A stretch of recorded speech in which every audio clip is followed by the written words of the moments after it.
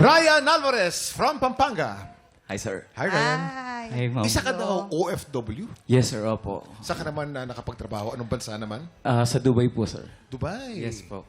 At dito raw sa Dubai, sumali ka sa isang contest at nanalo ka doon sa contest. Opo. Yan sa...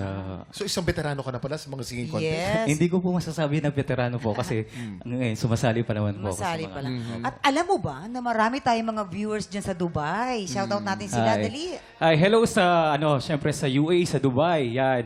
Binabati ko yung mga kababayan dyan sa Yes. gitnang silangan. Daming Pinoy sa Dubai. Totoo yan. Yes. Kailan ka Sa babalik airport ng pa lang. Dubai? Unfortunately po, hindi na po ako babalik. Nag-for good na po ako dito sa... For good ka na.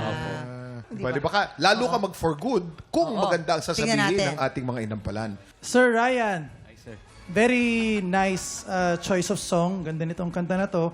Kung meron po akong sigurong napansin is yung mic tilt. Ayan, yung distansya ng mic, tama naman po siya. Kaya lang, medyo nakatilt na ganyan. Tapos yung head nyo, medyo nakatilt kayo paangat. So, most of the time, hindi na namin masyadong marinig yung detalye dun sa some of the words. So, meron ding time na bumibirit po kayo, tapos medyo nandito yung mic, nakatilt din ganyan, and then nakatilt din ganyan ganun. So, Hindi na palayo siya, instead na ganyan kalinaw, nagiging ganyan na yung tunog. So, yun lang, watch out for that. Na make sure na you're making the most out of yung naibibigay ng mic. And there were some parts na medyo pitchy. I guess, dala rin ng kaba. Yun lang po. Thank you. Thank you, sir. Medyo napansin ko yung simula nagpa-pop yung mic. Ibig sabihin, pagbuga mo nung consonants, yung B, yung mga ganon, medyo bawasan mo lang ng konti para hindi mag-pop. Parang natatakot ka, ganyan na, nandito na eh. Huwag kang matakot, ilapit mo lang, lalo na pag nagfa-falsetto ka.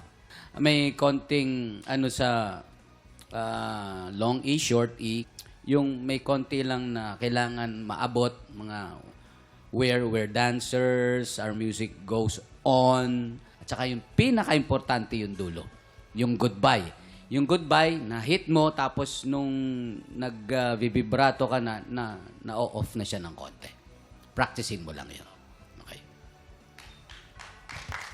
Ryan, since nasabi na nila halos lahat ng mga sinulat ko dito, mga napansin ko rin, eto konting dagdag na lang. Yung pagbuka ng bibig mo, eto example lang isa, yung word na eyes, dahil nagko-control siya, gusto niya lagyan yung dynamics na eyes. Ang pagbuka ng bibig mo naging eyes, imbis na eyes. Pwede pa rin naman yun na mahina ang volume. Pero napansin ko rin yung kaba mo, but naitawid mo pa rin yung kanta mo. Yun lang. Thank you po. Maraming salamat sa ating inampalan. Ito na, Ryan. Alamin natin ilang bituin. Kaya ang ibibigay sa natin mga inampalan. Ryan, ito ang mga stars ko for you.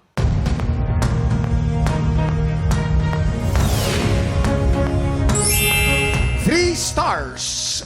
Ito ang iyong mga between, Sir Ryan.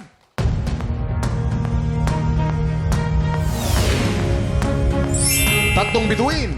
Mamaya na natin ipapakita mga scores difference. So far po, si Gerald ay meron ng 6 stars at si Ryan naman ay meron pong 6 stars din. Tabla po sila.